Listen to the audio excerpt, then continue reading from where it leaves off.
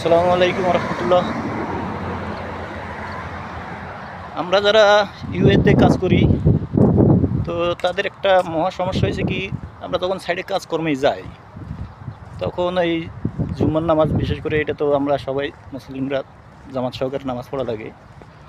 তো যদি কারো গাড়ি না থাকে আর সাইডে যদি গাড়ি না বাস না থাকে, তখন মনে করো তাদের নামাজ পড়াটা মহা মুশকিল হয়ে যায়।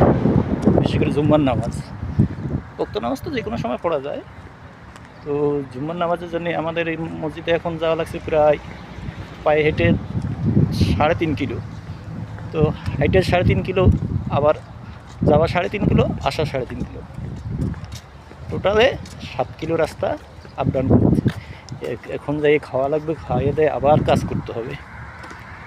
তো আসলে কি বলবো, দুবাইতে সিস্টেম অনেক সুন্দর, অনেক ভালো, কিন্তু কিছু কিছু জায়গায় নামাজ পড়া যায় তো সমস্যা হয়ে যায়।